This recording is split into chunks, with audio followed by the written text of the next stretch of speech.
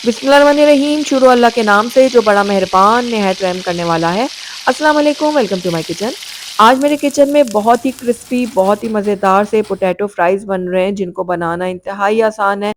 छोटा हो या कोई बड़ा, हर किसी का ये फ़ेवरेट स्नैक है और हर वक़्त हर कोई इसको खाने के लिए तैयार रहता है। आप इसको टी टाइम में बनाएँ, बच्चों को बना के दें, इसके अलावा मेहमान आ जाएँ तो चाय के साथ बना के उनके आगे सर्व करें। इसके अलावा आने वाले रमज़ान में भी आप इनको बना सकते हैं। बहुत ही लाइट और बहुत ही मज़ेदार सा ये पोटैटो स्नैक है। तो ज़रूर आपने ट्राई करना है और मुझे बताना है कि आपको मेरी रेसिपी कैसी लगी। तो आपको मैं इनकी आवाज़ भी सुनाना चाहूँगी कि कितने क्रिस्पी बने हैं। तो आपने सुना कितने ये क्रिस्पी बनकर तैयार हुए हैं और खाने में भी एकदम ये लाजवाब हैं, तो आपने ज़रूर ट्राई करना है। तो चलिए फटाफट से इस मज़ेदार से और बहुत ही आसान से पोटैटो स्नैक को बनाना शुरू करते हैं। तो बिस्मिल्लाहिर्रहमानिर्रहीम, यहाँ पर मैंने 2 अदद दरमियाने साइज़ के आलू ले लिए थे, जिनको मैंने अच्छी तरह से धो के और छील लिया था। अब इनके हमने इस तरह से स्लाइसेस करने हैं। तो ये देखिए इस तरह मैंने पतले-पतले स्लाइसेस कर लिए हैं। बहुत ज़्यादा भी पतले आपने नहीं करना। उसके बाद जो है ना इसको इस तरह से हम स्टेप्स में काट लेंगे। तो ये देखिए इस तरह हमने शेप दे दी है फ्रेंच फ्राइज़ की इनको। तो सारे आलूओं को मैंने इसी तरह से कट करके ना एक बाउल में डाल दिया था और पानी मैंने डाल दिया था ताकि हमारे आलू जो है ना वो काले ना हों।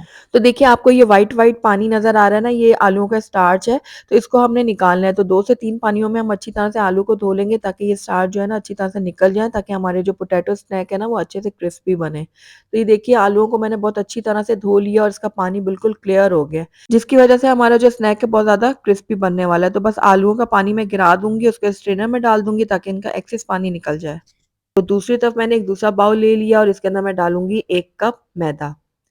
मैदा ऐड करने के बाद इसके अंदर मैं ऐड करूँगी 1 चाय का चम्मच चिकन पाउडर, आधा चाय का चम्मच डालूँगी इसके अंदर मैं लहसुन पाउडर, आधा चाय का चम्मच जाएगा इसके अंदर लाल मिर्चों का पाउडर, 1/4 टीस्पून इसमें जाएगा बेकिंग सोडा और उसके अलावा इसके अंदर मैंने 1 चाय का चम्मच नमक भी ऐड किया है। अब सारी चीज़ों को मैं अच्छी तरह से करूँगी मिक्स। मिक्स करने के बाद इसके अंदर मैं थोड़ा-थोड़ा करके पानी ऐड करूँगी और इसका एक गाढ़ा-सा बैटर तैयार करूँगी। तो थोड़ा मिक्स कर लेते हैं, थोड़ा-थोड़ा पानी ऐड कीजिएगा ताकि इसमें लम्प्स ना पड़े और मिक्स करते जाएँगे। अच्छा इसके अंदर ना मैंने थोड़ा-सा फूड कलर भी ऐड किया है, तकरीबन 2 पिंच बिल्कुल। ये ऑप्शनल है, अगर आप डालना चाहते हैं तो डालें वरना स्किप कर सकते हैं, लेकिन एक अच्छा कलर आ जाएगा। तो बस अब थोड़ा-थोड़ा पानी मैं डालती जाऊँगी और इसको मिक्स करती जाऊँगी। तो देखिए हमारा बैटर जो है ना वो बनकर तैयार हो गया। आप देख रहे हैं इसमें बिल्कुल भी लम्प्स नहीं है, बिल्कुल ये स्मूथ बैटर बना है और ये देखिए इतना ही गाढ़ा होना चाहिए इसको। ना बहुत ज़्यादा गाढ़ा हो, ना बहुत ज़्यादा पतला हो, जितनी कंसिस्टेंसी मैंने बताई है इतनी होनी चाहिए। अब यहाँ पर मैंने आलूओं को पानी से निकाल लिया था, ये बैटर हमने रेडी किया और यहाँ पर मैंने सादा मैदा 1 कप ले लिया है और इसके अंदर सिंपली हम डालेंगे थोड़ा-सा नमक। बस नमक ऐड करने के बाद है ना इसको हम मिक्स कर लेते हैं अच्छी तरह से।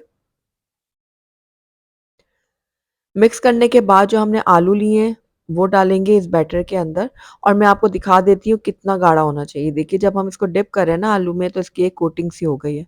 तो बस इतना ही गाढ़ा होना चाहिए इसको। ये देखिए। तो यहाँ पर देखिए आलूओं को अच्छी तरह से डिप करने के बाद हम इसको सूखे मैदे में डालेंगे। तो ये देखिए एक्सेस जो इसका ये बैटर है ना आप निकाल दीजिएगा। अब इसके ऊपर आप हाथों की मदद से ये कोटिंग कर लें या फिर कांटे की मदद से करेंगे तो ज़्यादा ईज़ी रहेगा। तो ये देखिए बस उलटते-पलटते हम इनको फ़ोल्ड कर लेंगे इस मैदे के अंदर और आप देखेंगे कितना ज़बरदस्त सा इसमें क्रम्ब्स बन जाएगा। ये देखिए। तो एक और मैं आपको दिखा देती हूँ। ये देखिए कितना अच्छा क्रम्ब बना है। तो बस इसी तरह से हमने सारे फ्राइज़ को रेडी कर लेना है। तो ये एक बैच मेरा रेडी हो गया। आइए इसको पहले हम फ्राई कर लेते हैं। तो यहाँ पर कढ़ाई में मैंने ऑयल गरम करने के लिए रखा हुआ था। अब एक-एक करके इसके अंदर हम अपने फ्राइज़ डालेंगे और गोल्डन और क्रिस्पी होने तक फ्राई करेंगे। जब हम इसमें फ्राइज़ डाल देंगे ना तो फ़ौरन से आपने टच नहीं करना। जब ये सेट हो जाएँगे उसके बाद हल्का-फुल्का इस तरह उलटते-पलटते हम इनको फ्राई करेंगे ताकि एक जैसा कलर आए और हमारे फ्राइज़ बहुत ज़्यादा क्रिस्पी बनकर तैयार हों। तो ये देखिए सारे फ्राइज़ को मैं इसी तरह से फ्राई कर लूँगी। इसके बाद आपको मैं प्लेट आउट करके दिखाती हूँ। अल्हम्दुलिल्लाह हमारे बहुत ही क्रिस्पी, बहुत ही मज़ेदार से पोटैटो स्नैक या पोटैटो फ्राइज़ जो हैं वो बनकर तैयार हो गए हैं। आपने देखा बहुत ही आसानी से बने हैं, कम चीज़ों के साथ बने लेकिन एकदम लाजवाब बने हैं। टी टाइम में बनाएँ, बच्चों को बना के दें या इसके अलावा रमज़ान आने वाले हैं तो रमज़ान में बनाएँ और अपनी फैमिली के साथ एन्जॉय करें। तो ज़रूर ट्राई कीजिएगा, फीडबैक में बताइएगा कि आपको मेरी रेसिपी कैसी लगी।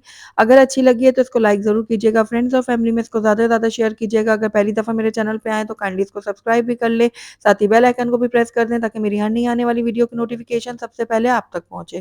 Thank you for watching. अल्लाह हाफ़िज़।